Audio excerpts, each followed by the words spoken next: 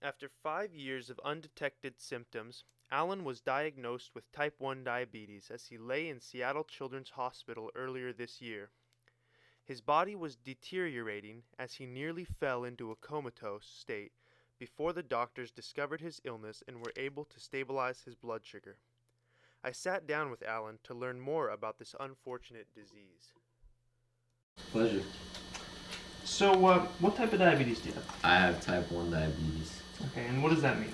That basically means that when I was born with an autoimmune system disorder, which sees my pancreas as a threat or a virus and it attacks it. Pancreas basically creates insulin, which makes it so you're able to absorb food and you process it. So basically my pancreas no longer works, and I have to inject insulin myself instead of having pancreas do it for me. I have something that's called a glucose meter, and it checks my blood sugar. And my blood sugar is supposed to be between 100 and 120. If it goes too low, I can go into a coma. If it goes too high, I can go into a coma also. So the more accurately I keep my blood sugar, the easier everything will be for me. I have with me my glucose meter, or my insulin injector. Basically, what this is it's a pen injector, and you have these little capsules that you can get at the pharmacy, and you put them in, and then you put a little needle on the end of it. These are you replace these every day. Okay. And basically, I would dial up how much insulin. There's point units and full units of insulin. Say something, my number is 15 carbs per 1 unit. So if something was 15 carbohydrates, I would dial that up to 1 and just take 1 unit of insulin. And this is insulin. I keep this refrigerated when I'm not using it, and when I am, it's good for 30 days. As long as I use it within 30 days, it doesn't expire.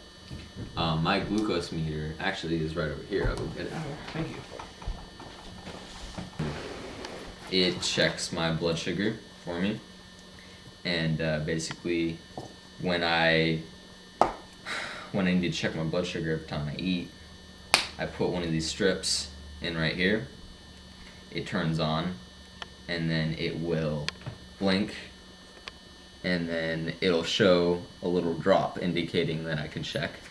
This right here is a little poker that you prep, and then you hit the button. So once I do that, it gets blood out, and then this, I just gotta put the blood on the little strip and it'll absorb it, and it'll count to 5, and it'll read my blood sugar. Now normally, I would check my blood sugar whenever I eat, but there are occasions where I can feel my blood sugar lowering. The dangerous point in which your blood sugar reaches where you start to go into a coma is around 20. So if my blood sugar gets down to 20, I'd probably be going into a coma. And I have an emergency needle. It's a lot bigger than the needle itself. And I had to mix that with a powder and then inject that into my leg to bring myself out of the low blood sugar coma.